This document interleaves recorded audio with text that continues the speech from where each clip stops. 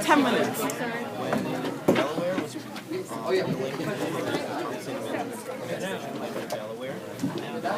Yesterday was it partially professor you are afraid that the federal government. Well, Lincoln said they would. Now, of course, Congress would have to appropriate the money.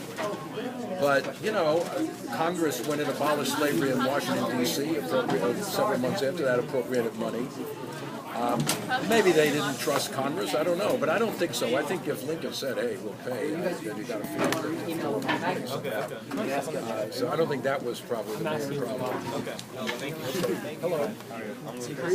Hello. I just have one question. Do you think Lincoln misjudged the Board of State's capacity to succeed when he issued this decision? Well, by that time, it was pretty clear that they would not give us a seat.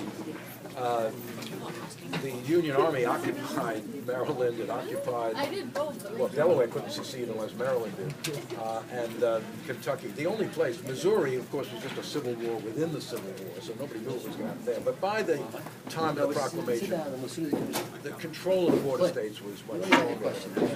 So I don't think he had to worry about that. Kentucky was firmly in the Union. It was not anti-slavery at all, but it was firmly in the Union. There was no way. The Confederates had an incursion into Kentucky, which had been repelled. I think there was no way Kentucky was going to leave the Union by this point. Okay, so Lincoln did not have to worry about that nearly as much as at the beginning of the war. You have a class?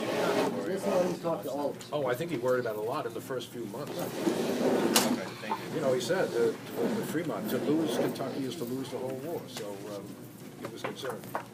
Okay. So, go ahead, Melissa, quick. We have a couple of people who are in the school play that want to ask a question. Oh, no kidding. Okay. Yeah. Hi.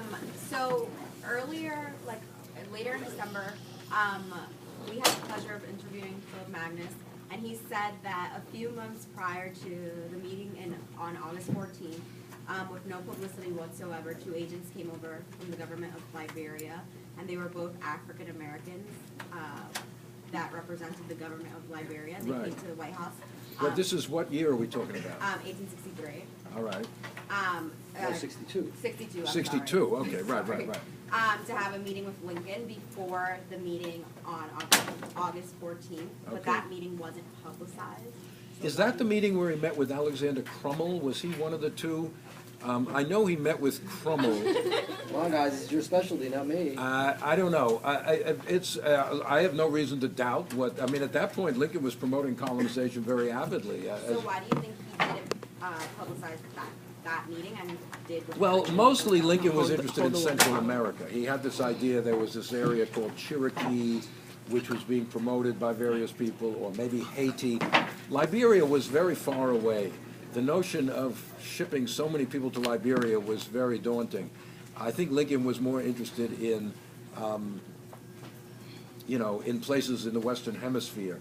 I don't know, actually. He did meet with Crummell, who was an maybe this is what he's talking about, who was an African-American in Liberia, who came over in 1862. I don't know if it's that meeting or some other.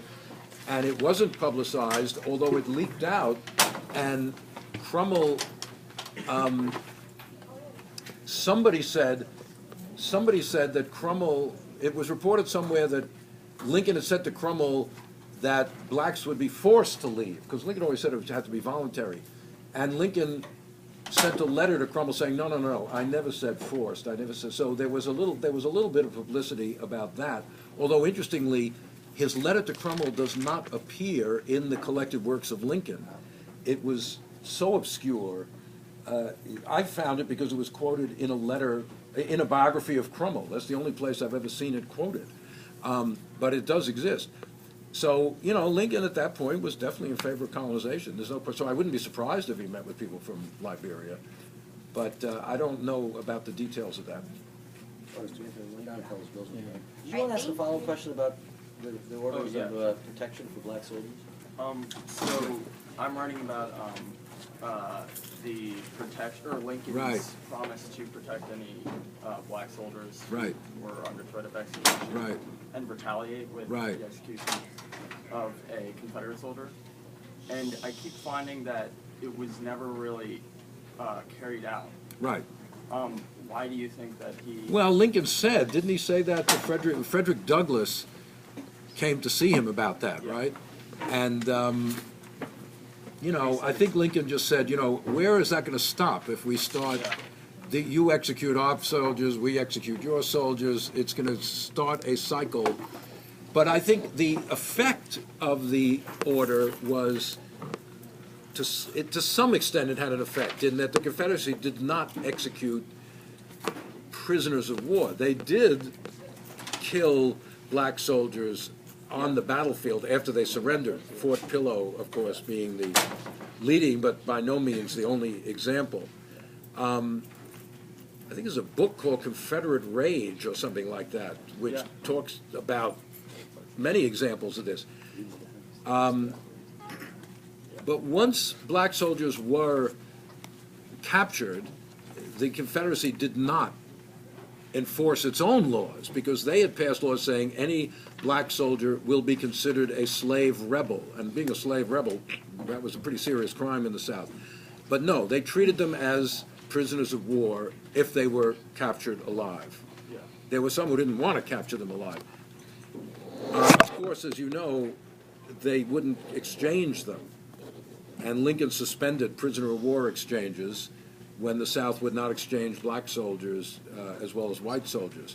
Now, some people say, well, Lincoln had a vested interest in not having prisoner of war exchanges because the North had a manpower advantage, and there's no point in sending men back to the South. The North can come up with more soldiers, which the South can't.